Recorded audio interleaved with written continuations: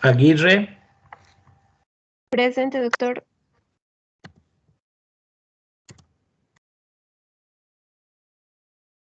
Álvarez.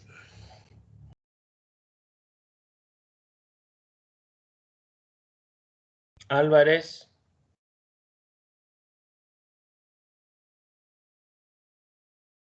Albino. Presente, doctor. Buen día. Día. Andia. Presente, doctor. Buen día. Argana.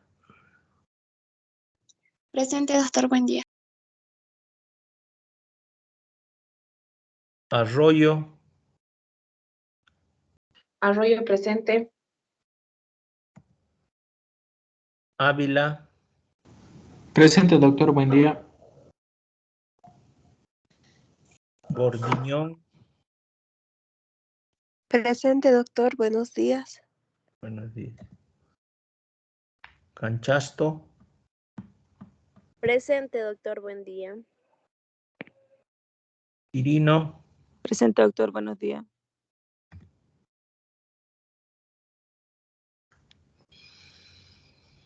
Córdoba. Presente, doctor.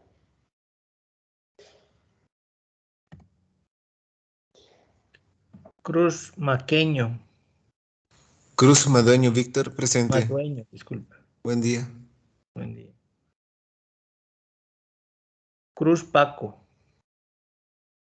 Presente, doctor. Cuellar. Presente, doctor. De Camargo. Presente, doctor. Dos Santos. Presente, doctor. Dos Santos. Presente, doctor. Figueroa. Presente, doctor. Flores Mamangueño. Presente, doctor. Flores Mamani.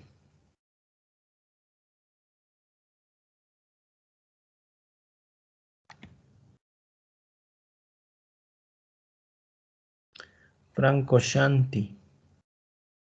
Franco presente, doctor. Buen día. Fuentes Morales. Presente, doctor. Buen día.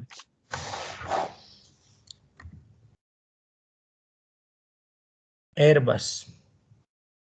Presente, doctor. Buenos días. Guanacota. Presente, doctor. Buen día. Buen día.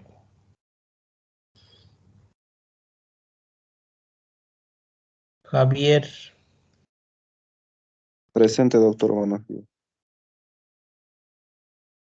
Loza. Presente, doctor, buenos días. Machicao. Presente, doctor. Martínez. Presente, doctor. Buen día. Mendoza. Presente, doctor. Mercado.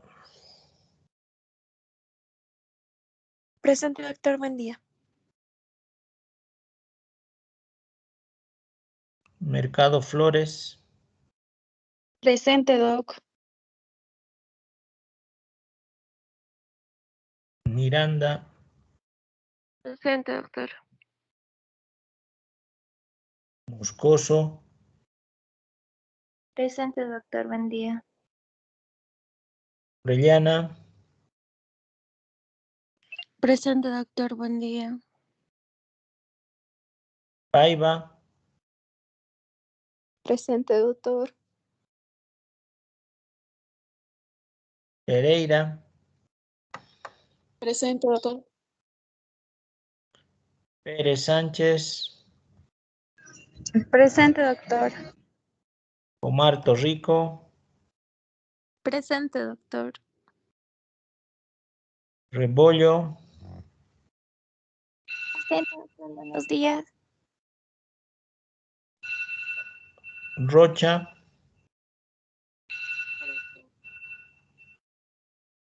Rocha, Sí, doctor, presente. Salazar,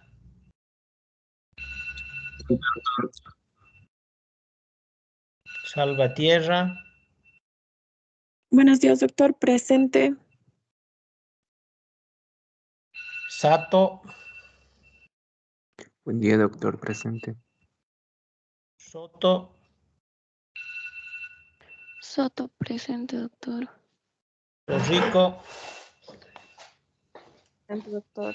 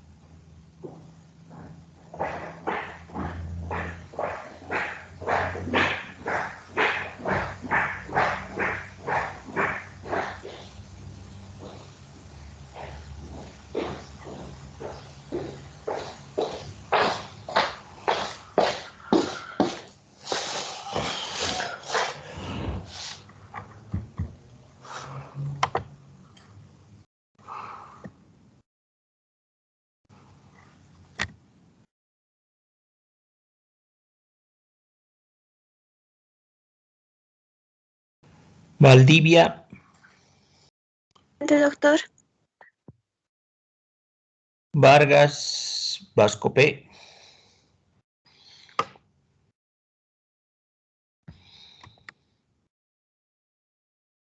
Vargas Soto, Presente, doctor.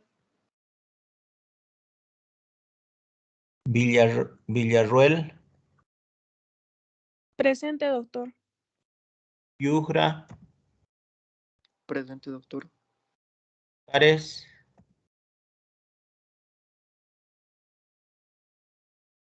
Olivares, La Fuente, Presente, doctor. Felipes, Presente, doctor. Ángel,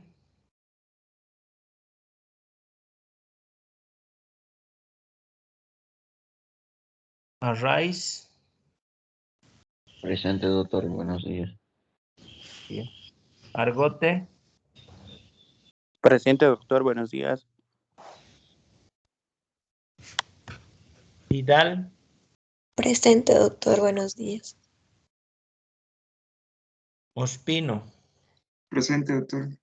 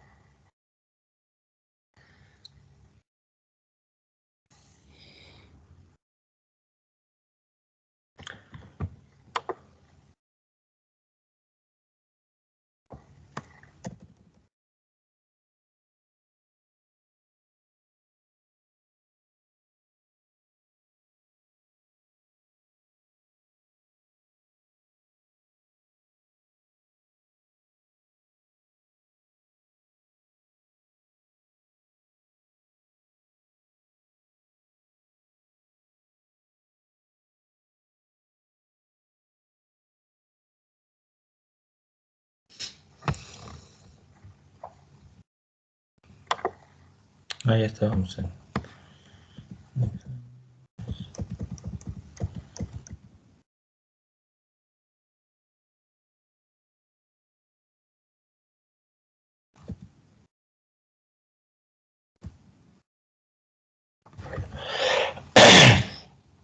En la anterior clase llegamos hasta lo que es el examen del paciente inconsciente.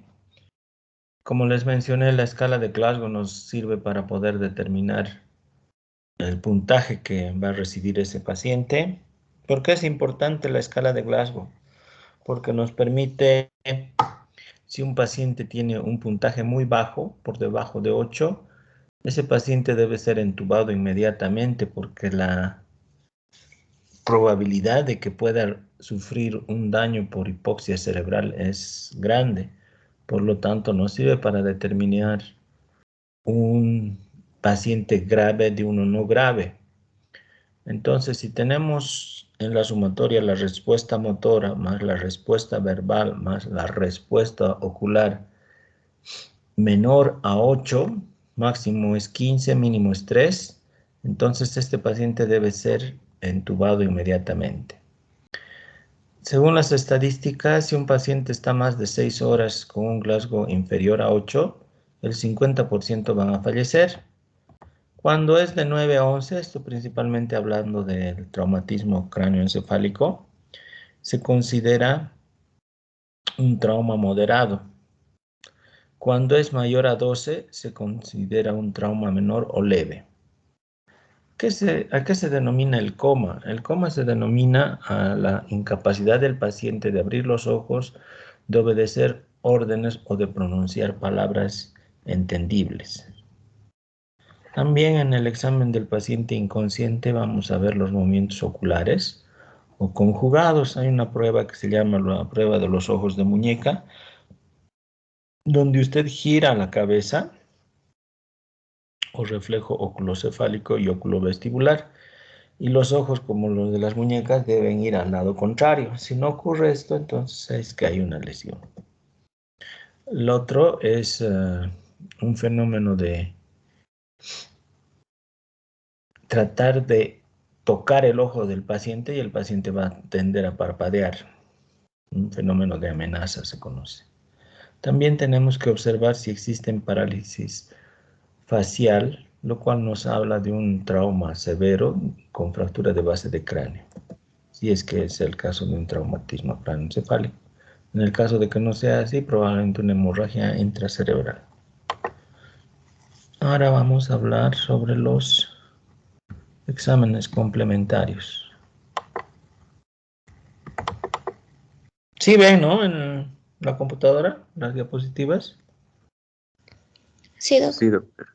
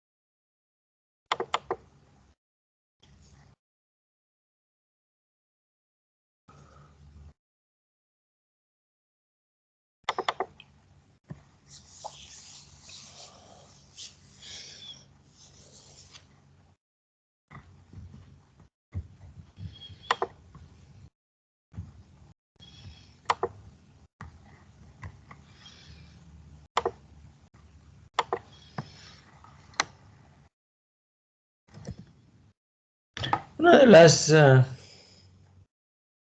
los exámenes que frecuentemente se realizan en neurología en los pacientes hospitalizados es la punción lumbar. ¿Cuál es el objetivo de la punción lumbar? El objetivo de la punción lumbar es obtener el líquido cefalorraquídeo y de acuerdo a los parámetros determinar en nuestro diagnóstico diferencial la más grande probabilidad de un tipo de enfermedad. Por ejemplo, si tenemos una hemorragia subaracnoidea, tenemos un paciente que se queja de un dolor de cabeza intenso, con náuseas, vómitos, y menciona que es el peor dolor de cabeza, le realizamos una tomografía, no encontramos nada, entonces la punción lumbar nos va a ayudar a descartar que sea una hemorragia subaracnoidea, lo cual es muy grave, de un dolor de migraña o un dolor tensional. Si tenemos un paciente con fiebre, dolor de cabeza y rigidez de cuello, es muy característico de una infección del sistema nervioso central. Entonces, la punción lumbar nos va a permitir determinar qué tipo de bacteria es, o qué tipo de virus, o qué tipo de parásito u microorganismo que esté causando este problema. Entonces, de ahí radica la punción lumbar. Antes de la aparición de la tomografía, la resonancia y otros exámenes que actualmente utilizamos, la punción lumbar era muy utilizada y casi todo paciente que tenía algún problema neurológico tenía que ser puncionado. Aquí les muestro la posición en la cual tiene que colocarse el paciente. Es una posición porque hay la otra posición sentada. En esta posición es una posición genupectoral, quiere decir que las rodillas lleva hacia el tórax, las abraza y entonces la columna la observamos y esto permite que los espacios intervertebrales se abran para poder introducir la aguja con mayor facilidad.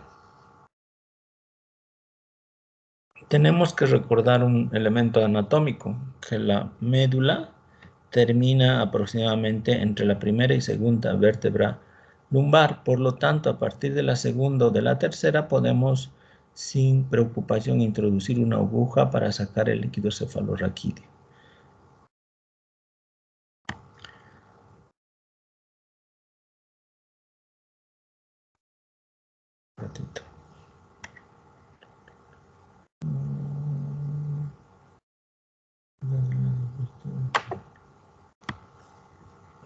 Entonces, aquí estamos ejemplificando, se está introduciendo la aguja entre la tercera vértebra lumbar y la cuarta vértebra lumbar.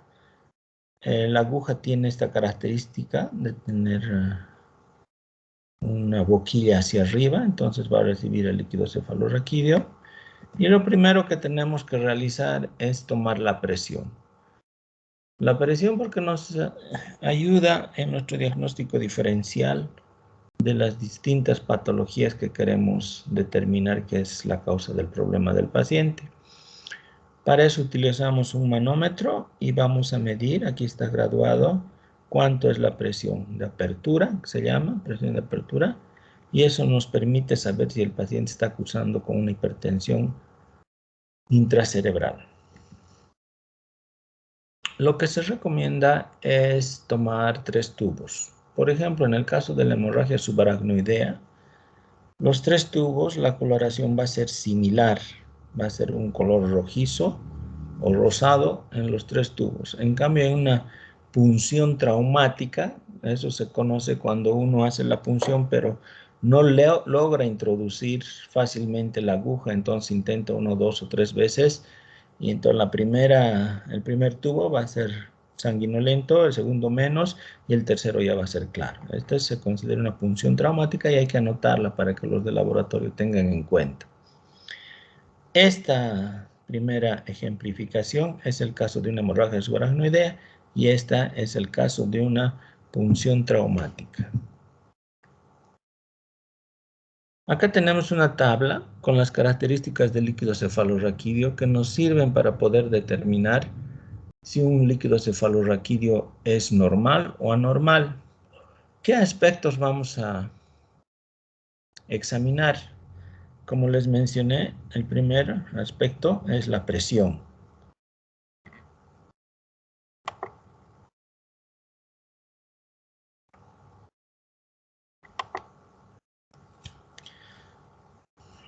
Lo normal es que tenga de 8 a 20 centímetros de agua.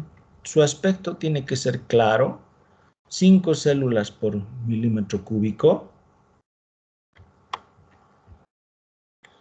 La cantidad de proteínas es de 15 a 45 y la glucosa debe ser del 65 a 80% de la glucosa en sangre. ¿Qué quiere decir eso? Que al momento que realizamos la punción lumbar también tenemos que tomar una prueba de glicemia. ¿Qué patologías podemos observar con una punción lumbar? Por ejemplo, una meningitis bacteriana va a tener una presión elevada, el aspecto va a ser turbio, las células van a estar incrementadas, pueden ser de 1000 a 2000 polimorfonucleares generalmente. Las proteínas también van a estar elevadas, de 100 a 1000, y la glucosa va a estar baja, o sea, no va a estar el 65 al 80% de la glicemia. Después tenemos la meningitis por un virus. En este caso, la presión puede ser normal o elevada. El aspecto es claro. Entonces, eso ya es una característica que nos permite determinar una bacteriana de una viral. No tiene tantas células como la bacteriana. Tampoco tiene tantas proteínas. Y la glucosa está normal.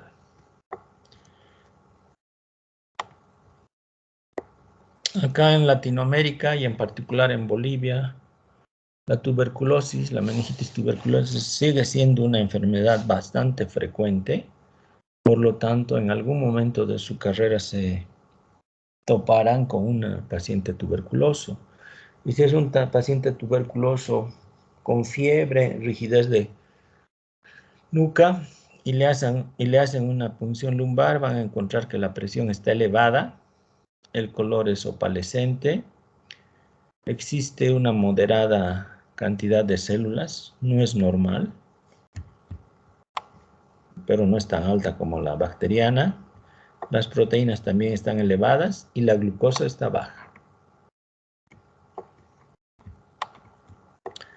Con los pacientes inmunosuprimidos, los pacientes oncológicos, también podemos tener algunas infecciones de la meninges por hongos. En este caso, la presión también va a ser elevada. Aquí está.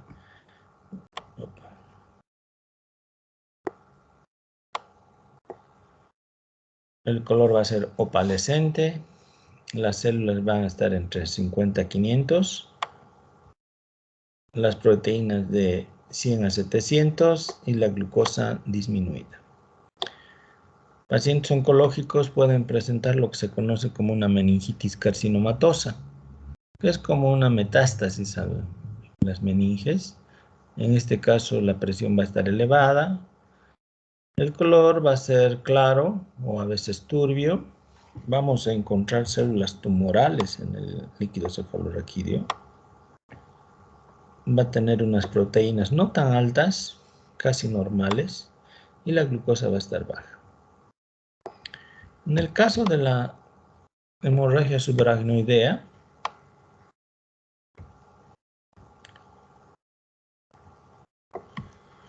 la presión va a estar elevada. El aspecto va a ser hemático o santocrómico, que también la meningitis tuberculosa puede tener un color santocrómico. Las células van a parecer que fuera un hemograma, porque hay sangre en el líquido cefalorraquídeo, y las proteínas van a estar entre 50.000. La glucosa va a estar normal. Otra enfermedad que frecuentemente vemos en la práctica de la neurología es la enfermedad de Guillain-Barré. En la enfermedad de Guillain-Barré, el líquido cefalorraquídeo va a estar normal, el color va a ser claro, va a haber más bien una disminución de las células, va a haber unas proteínas un poquito elevadas, no mucho, y la glucosa va a estar normal. Otra enfermedad que no se ve tan frecuente, pero alguna vez nos ha tocado ver, es la esclerosis múltiple. En este caso va a ser la proteína normal, el líquido va a estar claro, la cantidad de células va a ser entre 5 a 20, no es alta. Las proteínas van a estar disminuidas y la glicemia va a estar normal. Entonces, dentro del estudio del líquido de las enfermedades del sistema nervioso central, la punción lumbar nos sirve para determinar la probable etiología del problema del paciente. Por lo tanto, neurología utiliza mucha punción lumbar. ¿Alguna duda hasta acá?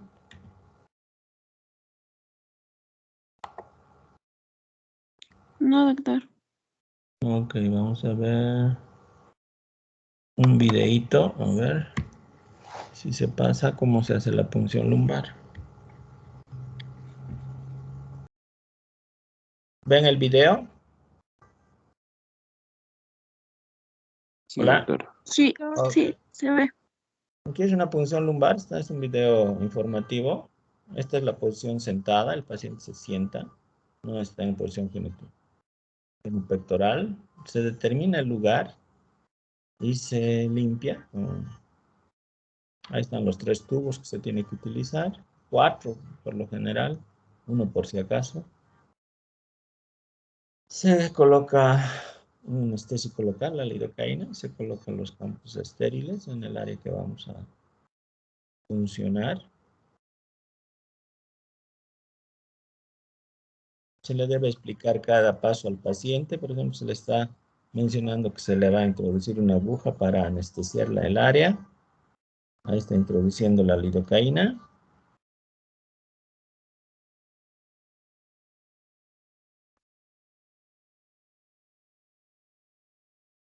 Bien, ahora termina de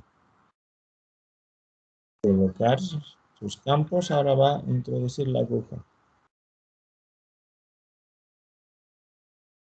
Ahí va introduciendo lentamente y uno va a sentir cuando ingresa el espacio.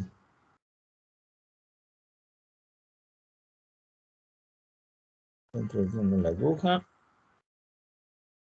Se remueve el estilete para ver si sale líquido cefalorraquídeo. Si no sale, se introduce un poquito más. Imagino que va a salir. Comienza a salir, no todavía.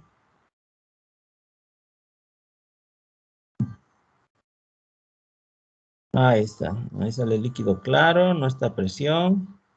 Se comienza a sacar 1 o 2 cc en cada tubo, es decir, 4 cc en toda la operación. Recuerden que 120 cc tiene el sistema nervioso central.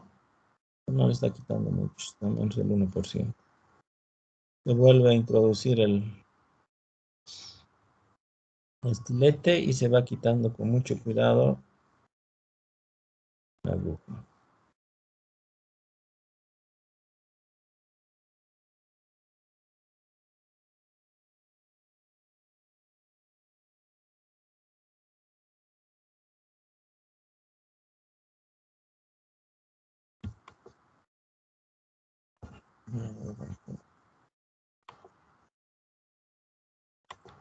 Aquí está. Lo que tienen que mandar ustedes cuando les toque alguna vez asistir a uno de estos procedimientos es al laboratorio un tubo para glucosa proteína, otro tubo para cultivo y un tercer tubo para recuento celular.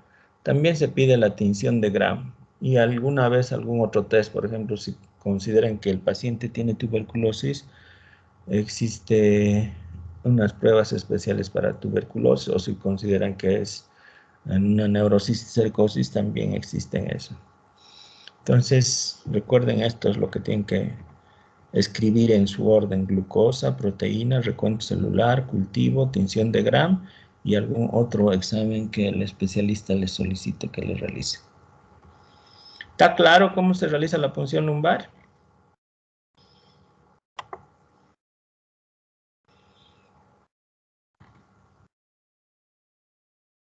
Bien. Sí.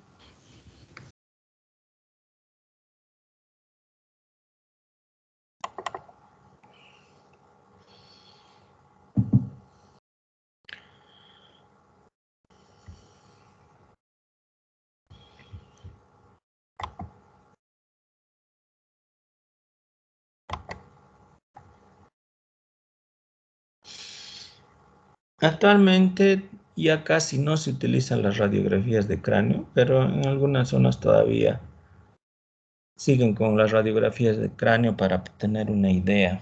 Esto más que todo por la inaccesibilidad a un tomógrafo, que es el estudio estándar en neurología, especialmente en cráneo. Cuando vean una radiografía, si les toca en su servicio social, en un paciente con traumatismo cráneoencefálico, fíjense si no hay alguna parte que esté hundida, como acá, en este dibujo. Fíjense si en los senos frontales no hay un nivel de líquido, o en el seno esfenoide, si hay un nivel de líquido. También fíjense si no hay una mancha oscura, que quiere decir que ha entrado aire dentro del cráneo. Esos son los signos indirectos para hablar de una fractura. Acá tenemos una línea que es normal y aquí tenemos una fractura. Generalmente cuando solicitamos una radiografía de cráneo, vamos a pedir en dos posiciones. Una es la lateral y otra es la PA o postero anterior. Si sospechamos que hay una fractura cerca del foramen magno, como acá está ejemplificado, y antiguamente queríamos ver la calcificación de la glándula pineal, se solicitaba una toma de Towne, que se observa el cráneo por atrás, como se ve aquí. Entonces se ve una fractura y se ve la glándula pineal. ¿Para qué nos sirve ver la glándula pineal? Si es que podemos llegar a verla. En los adultos, en los niños no se va a ver. La glándula pineal se comienza a calcificar a partir de la adolescencia y totalmente calcificada ya en la edad adulta. Nos sirve para determinar que esté al centro, que no haya una desviación. Si existe una desviación, supongamos que esta glándula pineal está acá, entonces quiere decir que hay algo en este hemisferio, que sería el lado derecho del paciente, que está desplazando. En el caso de un traumatismo cráneoencefálico, lo más probable sería o edema o una hemorragia. Entonces eso antiguamente servía a los neurocirujanos para abrir ya sea el lado derecho o el lado izquierdo del cráneo. No contaban con tomografía, por lo tanto, muchas veces no encontraban más que edema.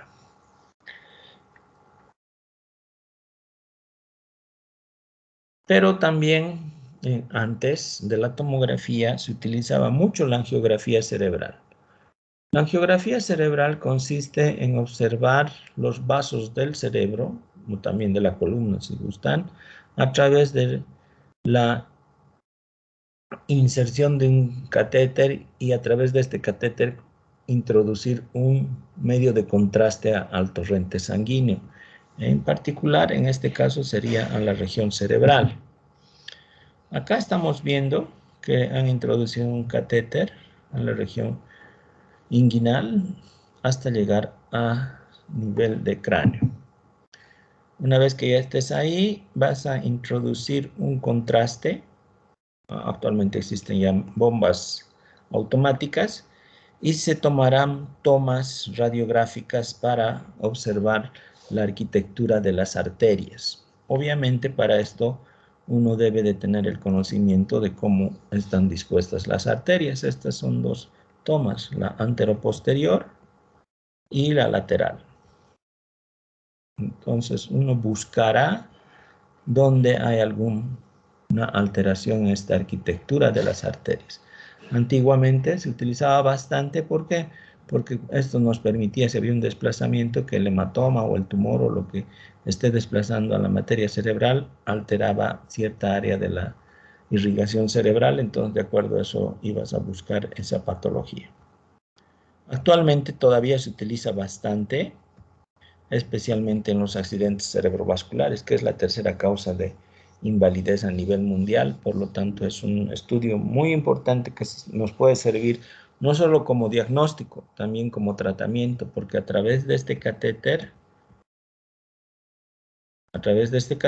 como inyectamos contraste, también podemos inyectar sustancias que ayuden a mejorar y reparar el daño, ya sea de un aneurisma, de una hemorragia hipertensiva, etc. Que eso es lo que se conoce como neuroradiología intervencionista. Observamos la arquitectura de las arterias y de acuerdo a la alteración que haya, vamos a determinar en qué parte del cerebro está la patología. Otro estudio que se utiliza con mucha frecuencia actualmente es el ultrasonido. El ultrasonido lo que observa es el flujo laminar de la sangre, como está ejemplificado aquí. Es un flujo laminar y el detector, el transductor, observa eso. Esto principalmente en las arterias. Puede ser en las arterias carótidas o puede ser también en las arterias cerebrales, en ciertas áreas. En los recién nacidos es mucho más fácil porque permite, como no está desarrollado todavía su cráneo, se puede utilizar el ultrasonido, especialmente a través de las fontanelas.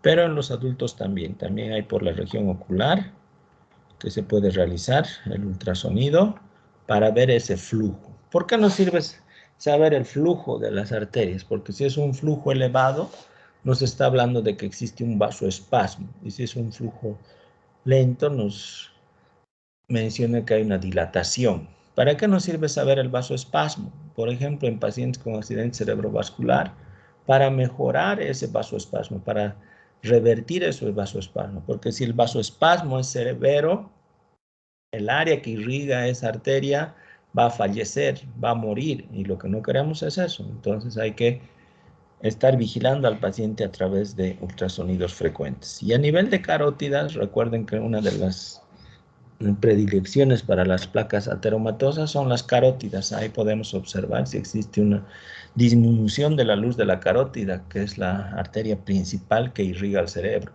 y por lo tanto realizar un tratamiento en dicha área. Estas son las imágenes que observamos cuando utilizamos el ultrasonido. Aquí está. La velocidad en centímetros por segundo. Aquí estamos viendo un ultrasonido de una arteria carótida, la interna y la externa, la carótida común, el bulbo. Y pasaremos ahora a explicar un poquito de la tomografía. Esto será la próxima clase porque ya se nos ha acabado el tiempo. ¿Alguna duda hasta acá?